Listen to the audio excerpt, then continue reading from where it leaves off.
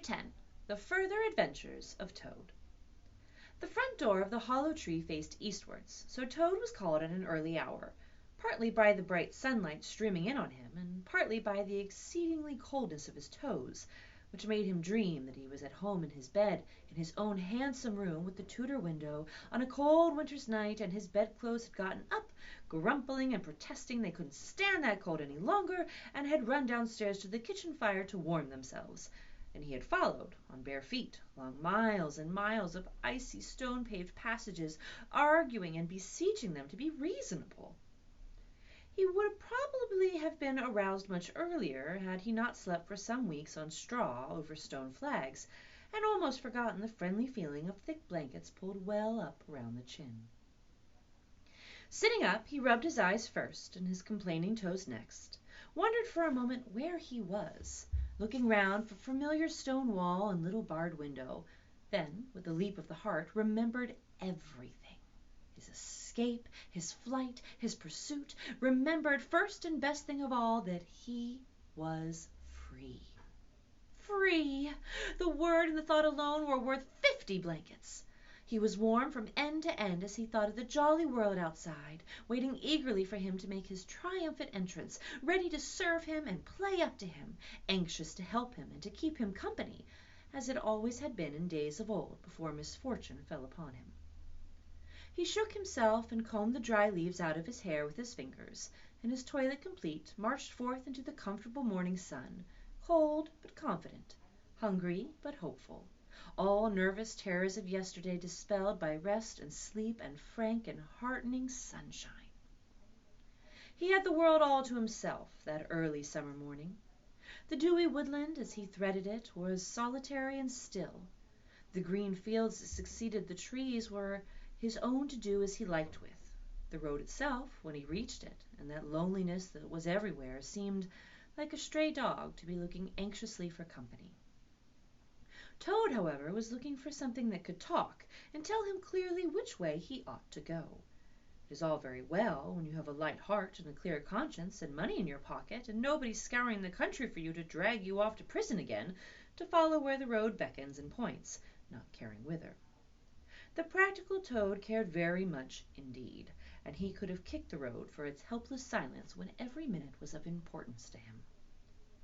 The reserved rustic road was presently joined by a shy little brother in the shape of a canal, which took its hand and ambled along by its side in perfect confidence, but with the same tongue-tied, uncommunicative attitude towards strangers.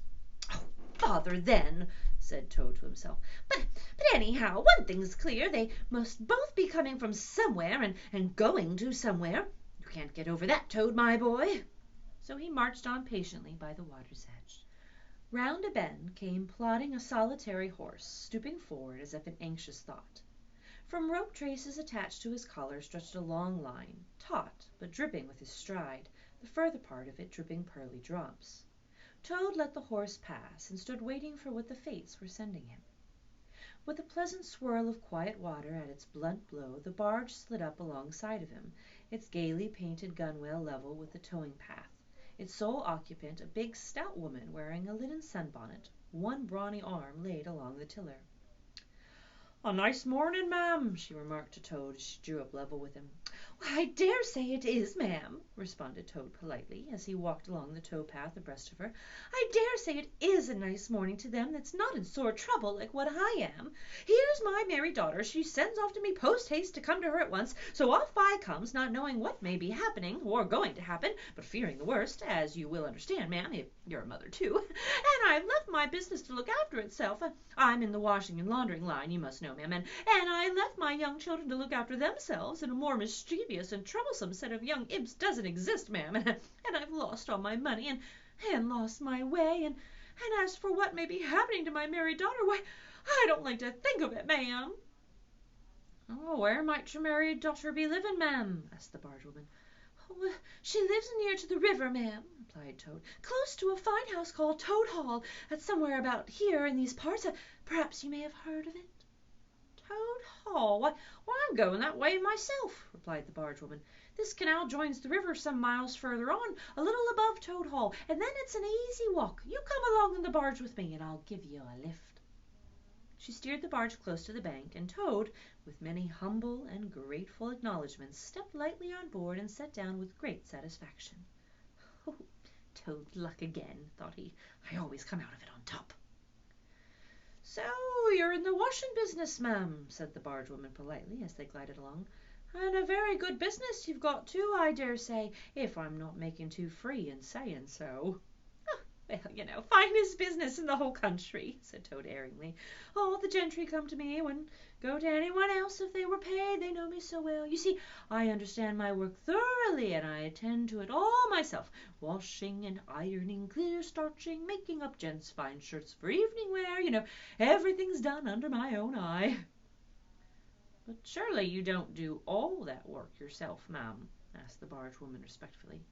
"Oh, well, I have girls," said Toad lightly. 20 girls or thereabouts, always at work. But you know what girls are, ma'am. Nasty little hussies, that's what I call them." "Oh, so do I too," said the bargewoman with great heartiness. "But I dare say you set yours to right, the idle trollops, and you are very fond of washing."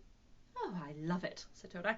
I simply dote on it, never so happy as when I get both arms in the wash tub. But then, it comes so easy to me. No trouble at all. A real pleasure, I assure you, ma'am." "Well, what a bit of luck meeting you," observed the bargewoman thoughtfully. "A regular piece of good fortune for both of us."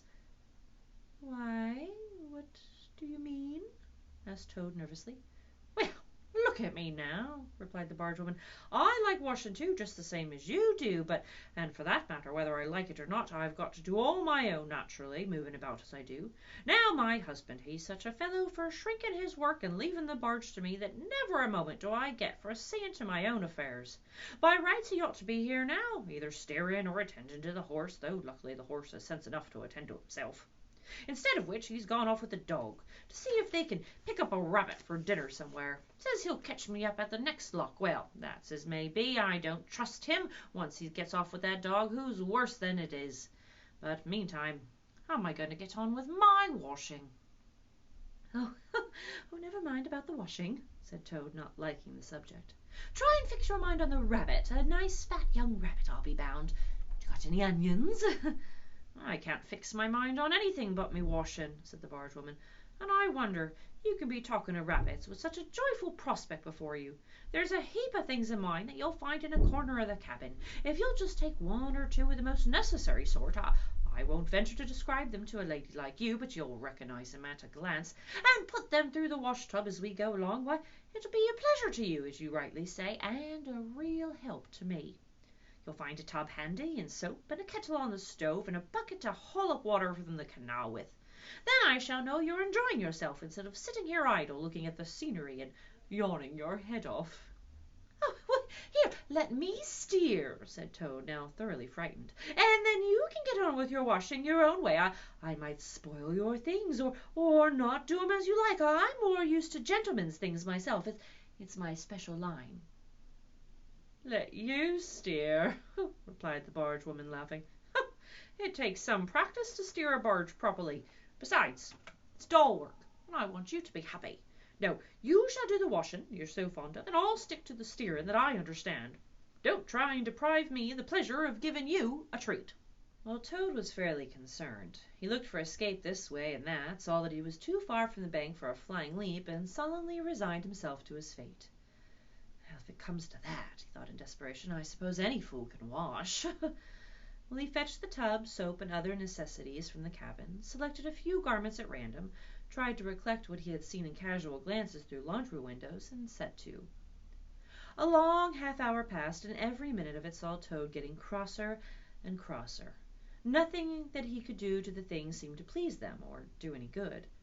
He tried coaxing, he tried slapping, he tried punching. They smiled back at him out of the tub, unconverted, happy in their original sin. Once or twice he looked nervously over his shoulder at the bargewoman, but she appeared to be gazing out in front of her, absorbed in her steering. His back ached badly, and he noticed with dismay that his paws were beginning to get all crinkly. Now Toad was very proud of his paws. He muttered under his breath words that should never pass the lips of either washwoman or Toad, and lost the soap for the 5th time. A burst of laughter made him straighten himself and look around. The bargewoman was leaning and laughing unrestrainedly till the tears ran down her cheeks. I've been watching you the whole time, she gasped. I thought you must be a humbug all along from the conceited way you talked. Pretty washerwoman you are. Never washed so much as a dishclout in your life. Well, Toad's temper, which had been simmering viciously for some time, now fairly boiled over, and he lost all control of himself. "You common, low-barge woman!" he shouted. "Don't you dare talk to your betters like that. Washerwoman, indeed! I would have you know that I am Toad, a very well-known, respected, distinguished Toad. I may be under a bit of a cloud at present, but I will not be laughed at by a barge woman." Well, the woman moved nearer to him and peered under his bonnet keenly and closely. "Why, so you are!" she cried. "Why, I never! A horrid, nasty, crawly Toad, and in my nice clean barge, too. Now, that is a thing that I will not have." She relinquished the tiller for a moment. One big mottled arm shot out and caught Toad by a foreleg, while the other gripped him fast by a hind leg. Then the world turned suddenly upside down. The barge seemed to flit lightly across the sky, the wind whistled in his ears, and Toad found himself flying through the air, revolving rapidly as he went. The water, when he eventually reached it with a loud splash, proved quite cold enough for his taste, though its chill was not sufficient to quell his proud spirit, or shake the heat of his furious temper. He rose to the surface spluttering, and when he had wiped the duckweed out of his eyes, the first thing he saw was the barge woman looking back at him over the stern of the retreating barge and laughing, and he vowed, as he coughed and choked, to be even with her. He struck out for the shore, but the cotton gown greatly impeded his efforts, and when at length he touched land, he found it hard to climb up the steep bank unassisted. He had to take a minute or two's rest to recover his breath. Then, gathering his wet skirts well over his arms, he started to run after the barge as fast as his legs would carry him, wild with indignation, thirsting for revenge. The barge woman was still laughing when he drew up level with her. "Put yourself through your mangle washer, woman," she called out, "and iron your face and crimp it, and you'll pass for quite a decent-looking Toad." Toad never paused to reply. Solid revenge was what he wanted, not cheap, windy verbal triumphs, though he had a thing or two in his mind that he would have liked to say. He saw what he wanted ahead of him. Running swiftly on, he overtook the horse, unfastened the tow rope, and cast off. Jumped lightly on the horse's back and urged it to a gallop by kicking it vigorously in the sides.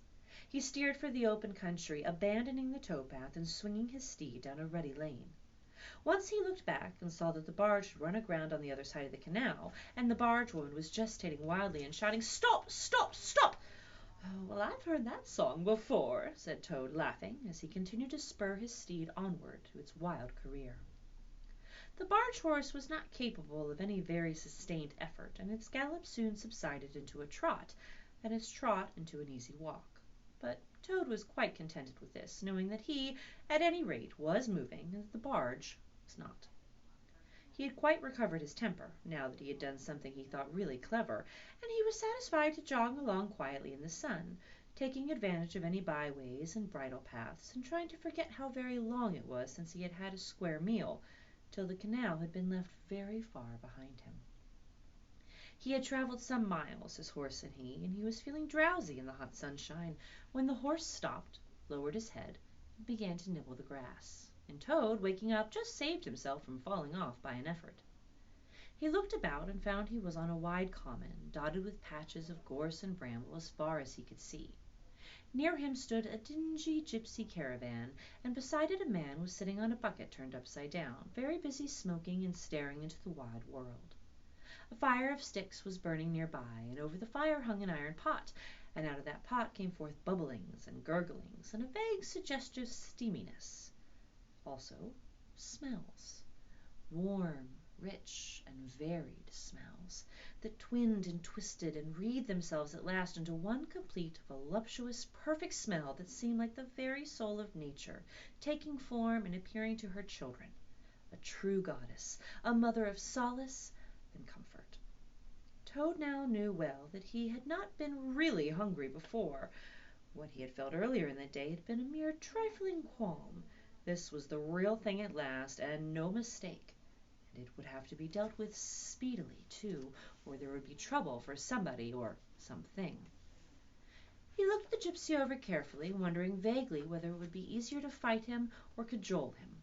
So there he sat, and sniffed, and sniffed, and looked, and the gypsy sat and smoked, and looked at him. Presently the gypsy took his pipe out of his mouth, and remarked in a careless way, "Want to sell that there horse of yours?" Toad was completely taken aback. He did not know that gypsies were very fond of horse dealing and never missed an opportunity, and he had not reflected that caravans were always on the move and took a deal of drawing. It did not occur to him to turn the horse into cash, but the suggestion seemed to smooth the way towards the two things he wanted so badly: ready money and a solid breakfast. "What?" he said. "Me sell this beautiful young horse of mine? Oh, no, it is out of the question. Who's going to take the washing home to my customers every week? Besides, I'm too fond of him, and he simply dotes on me." "Well, try and love a donkey," said the gypsy. "Some people do." "You don't seem to see," continued Toad, "that this fine horse of mine is a cut above you altogether. He is a blood horse, he is, partly, not the part you see, of course, another part, and he's been a prize hackney too in his time. That was the time before you knew him, but you can still tell it on him at a glance, if you understand anything about horses. No, it is not to be thought of for a moment. All the same, how much might you be disposed to offer me for this beautiful young horse of mine?" Well, the gypsy looked the horse over, and then he looked Toad over with equal care, and looked at the horse again. "Shillin' a leg," he said briefly, and turned away, continuing to smoke and try to stare the wide world out of countenance. "A shilling a leg!" cried Toad. "If you please, I must take a little time to work that out, and see just what it comes to." He climbed down off his horse, and left it to graze, and sat down by the gypsy, and did sums on his fingers, and at last he said, "A shilling a leg, why, that comes to exactly 4 shillings and no more. Oh, no, I could not think of accepting 4 shillings for this beautiful young horse of mine." "Well," said the gypsy, "I'll tell you what I'll do. I'll make it 5 shillings, and that's 3 and 6pence more than the animal's worth, and that's my last word." Then Toad sat and pondered long and deeply, for he was hungry and quite penniless, and still some way, he knew not how far, from home, and enemies might still be looking for him. To one in such a situation 5 shillings may very well appear a large sum of money. On the other hand, it did not seem very much to get for a horse. But then, again, the horse hadn't cost him anything, so whatever he got was all clear profit.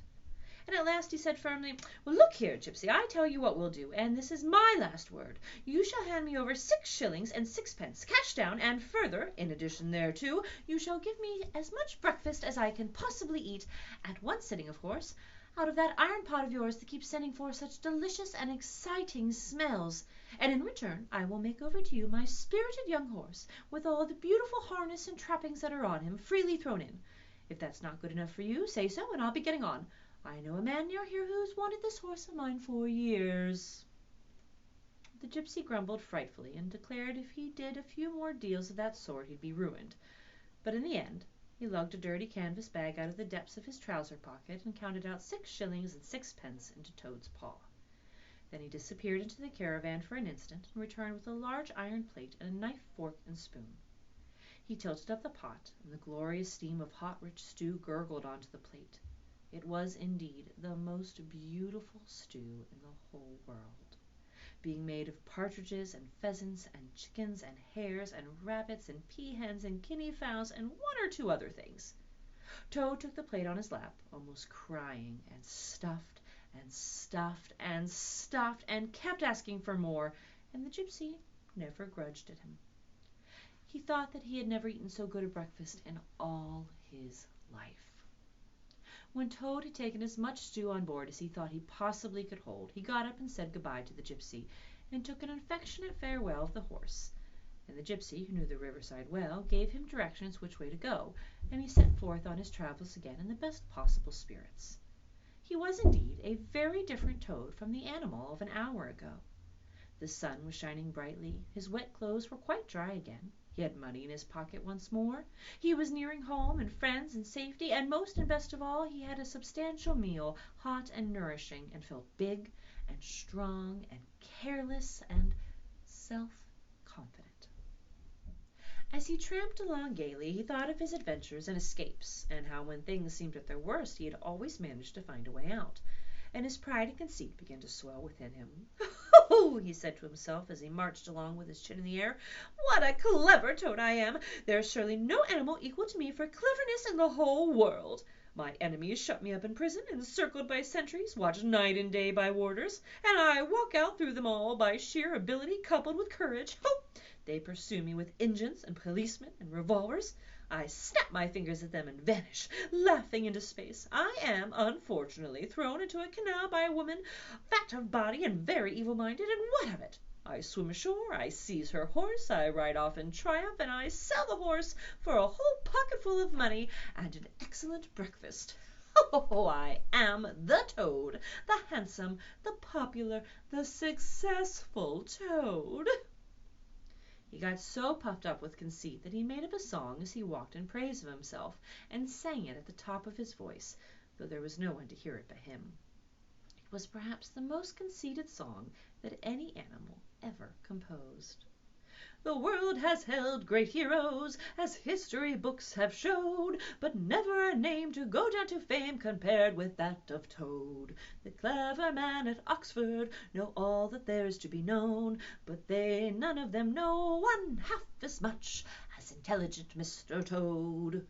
The animals sat in the ark and cried, their tears in torrents flowed. Who was it said that land ahead, encouraging Mr. Toad? The army all saluted as they marched along the road.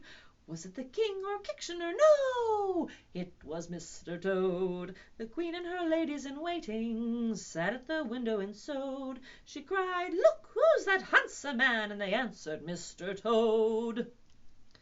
There was a great deal more of that same sort, but too dreadfully conceited to be written down. These are some of the milder verses. He sang as he walked, and he walked as he sang, and got more inflated every minute.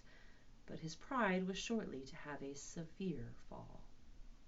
After some miles of country lanes he reached the high road, and as he turned into it and glanced along its white length, he saw approaching him a speck that turned into a dot, and then into a blob, and then into something very familiar. And a double note of warning, only too well known, fell on his delighted ear. "Why, this is something I like," said the excited Toad. "This is real life again. This is once more the great world from which I have been missed so long. Why, I will hail them, my brothers of the wheel, and pitch them a yarn of the sort that has been so successful heretofore, and they will give me a lift, of course, and then I will talk to them some more, and perhaps, with luck, it may even end in my driving up to Toad Hall in a motor car. Oh, that will be one in the eye for Badger." He stepped confidently out into the road to hail the motor car, which came along at an easy pace, slowing down as it neared the lane, when suddenly he became very pale. His heart turned to water, his knees shook and yielded under him, and he doubled up and collapsed with a sickening pain in his interior. And well he might, the unhappy animal, for the approaching car was the very one he had stolen out of the yard of the Red Lion Hotel on that fateful day when all of his troubles began. And the people in it were the very same people he had sat and watched in that luncheon at the coffee-room. He sank down in a shabby, miserable heap in the road, murmuring to himself in despair, "Oh, it's all up. It's over now. Chains and policemen again. Oh, prison again. Dry bread and water again. Oh, what a fool I have been. What did I want to go strutting about the country for, singing conceited songs and hailing people in broad day on the high road, instead of hiding till nightfall and slipping home quietly by back ways? Oh, helpless Toad. Oh, ill-fated animal." Well, the terrible motor car drew slowly nearer and nearer, till at last he heard it stop just short of him. Two gentlemen got out and walked round the trembling heap of the crumpled misery lying in the road, and one of them said, "Oh dear, this is very sad. Here's a poor old thing, a washerwoman apparently, who's fainted in the road. Perhaps she's overcome by the heat, poor creature, or possibly she had not any food today. Let us lift her into the car and take her to the nearest village, where doubtless she has friends." They tenderly lifted Toad into the motor car and propped him up with soft cushions, and proceeded on their way. When Toad heard them talk in so kind and sympathetic a manner, and knew that he was not recognized, his courage began to revive, and he cautiously opened first one eye and then the other. "Look," said one of the gentlemen, "she is better already. The fresh air is doing her good. How do you feel now, ma'am?" "Oh, thank you kindly, sir," said Toad in a feeble voice. "I'm feeling a great deal better." "Oh, that's all right," said the gentleman. "Now keep quite still, and above all, don't try to talk." "I won't," said Toad. "I was only thinking if I might sit in the front seat there beside the driver, where I could get the fresh air full in my face. I should soon be all right again." "Oh, what a very sensible woman," said the gentleman. "Of course you shall." So they carefully helped Toad into the front seat beside the driver, and on they went once more. Toad was almost himself again by now. He sat up, looked about him, and tried to beat down the tremors, the yearnings, the old cravings that rose up and beset him and took possession of him entirely.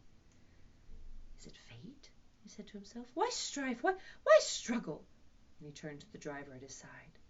"Please, sir," he said, "I wish you would kindly let me try and drive the car for a little. I've been watching you carefully, and it looks so easy and interesting, and I should like to be able to tell my friends that once I had driven a motor car." Well, the driver laughed at the proposal so heartily that the gentleman inquired what the matter was, and when he heard, he said to Toad's delight, "Well, bravo, ma'am, I like your spirit. Let her have a try, and look after her. She won't do any harm." When Toad eagerly scrambled into the seat vacated by the driver, took the steering wheel in his hands, listened with affected humility to the instructions given him, and set the car in motion, but very slowly and carefully at first, for he was determined to be prudent. The gentlemen behind clapped their hands and applauded, and Toad heard them saying, "Well, how well she does it! Fancy a washerwoman driving a car as well as that the first time." Well, Toad went a little faster, and then faster still. Faster. He heard the gentleman call out warningly, "Be careful, washerwoman!" and this annoyed him, and he began to lose his head. The driver tried to interfere, but he pinned him down in his seat with one elbow and put on full speed. The rush of air in his face, the hum of the engine, and the light jump of the car beneath him intoxicated his weak brain. "Washerwoman, indeed!" he shouted recklessly. "Ho, ho, ho! I am the Toad, the motor car snatcher, the prison breaker, the Toad who always escapes. Sit still, and you shall know what driving really is, for you are in the hands of the famous, the skillful, the entirely fearless Toad." With a cry of horror, the whole party rose and flung themselves on him. "Seize him!" they cried. "Seize the Toad, the wicked animal who stole our motor car. Bind him, chain him, drag him to the nearest police station. Down with the desperate and dangerous Toad." Alas, they should have thought. They ought to have been more prudent. They should have remembered to stop the motor car somehow before playing any pranks of that sort. With a half turn of the wheel, the Toad sent the car crashing through the low hedge that ran along the roadside. One mighty bound, a violent shock, and the wheels of the car were churning up the thick mud of a horse pond. Toad found himself flying through the air with the strong upward rush and delicate curve of a swallow. He liked the motion, and was just beginning to wonder whether it would go on until he developed wings and turned into a toad bird, when he landed on his back with a thump in the soft, rich grass of a meadow. Sitting up, he could just see the motor car in the pond, nearly submerged. The gentleman and the driver, unencumbered by their long coats, were floundering helplessly in the water. He picked himself up rapidly and set off running across the country as hard as he could, scrambling through the hedges, jumping ditches, pounding across fields, till he was breathless and weary and had to settle down into an easy walk. When he recovered his breath somewhat and was able to think calmly, he began to giggle, and from giggling he took to laughing, and he laughed till he had to sit down under a hedge. "Hoo, hoo, hoo!" he cried in ecstasies of self-admiration. "Toad again! Toad, as usual, comes out on top. Who was it got them to give him a lift? Who managed to get on the front seat for the sake of fresh air? Who persuaded him into letting him see if he could drive? Who landed them all in a horse pond? Who escaped, flying gaily and unscathed through the air, leaving the narrow-minded, grudging, timid executionist in the mud where they should rightly be? Why, Toad, of course. Clever Toad, great Toad, good Toad." Then he burst into song again and chanted with uplifted voice. "The motor car went pop, pop, pop, and it raced along the road. Who was that steered it into a pond? Ingenious Mr. Toad. Oh, how clever I am! How clever! How clever! How very clever!" A slight noise in the distance behind him made him turn his head and look. Oh horror! Oh misery! Oh despair! About 2 fields off, a chauffeur in his leather gaiters and 2 large rural policemen were visible, running towards him as hard as they could go. Poor Toad sprang to his feet and pelted away again, his heart in his mouth. "Oh my!" he gasped as he panted along. "Oh, what an ass I've been! What a conceited and heedless ass! Swaggering again, shouting and singing songs again, sitting still and gassing again! Oh my! Oh my! Oh my!" He glanced back and saw to his dismay that they were gaining on him. On he ran desperately, but kept looking back and saw that they still gained steadily. He did his best, but he was a fat animal and his legs were short, and still they gained. He could hear them close behind him now. Ceasing to heed where he was going, he struggled on blindly and wildly, looking back over his shoulder at the now triumphant enemy, when suddenly the earth failed under his feet. He grasped at the air, and splash! He found himself head over ears in deep water, rapid water, water that bore him along with a force he could not contend with, and he knew that in his blind panic he had run straight into the river. He rose to the surface and tried to grasp the reeds and the rushes that grew along the water's edge close under the bank, but the stream was so strong that it tore them out of his hands. "Oh my!" gasped poor Toad. If ever I steal a motor car again, if ever I sing another conceited song." And then down he went and came up breathless and spluttering. Presently he saw that he was approaching a big dark hole in the bank, just above his head, and as the stream bore him past he reached up with a paw and caught hold of the edge and held on. Then slowly and with difficulty he drew himself up out of the water, till at last he was able to rest his elbows on the edge of the hole. There he remained for some minutes, puffing and panting, for he was quite exhausted. As he sighed and blew and stared before him into the dark hole, some bright small thing shone and twinkled in the depths, moving towards him. As it approached, a face grew up gradually around it, and it was a familiar face, brown and small, with whiskers, grave and round, with neat ears and silky hair. It was the Water Rat.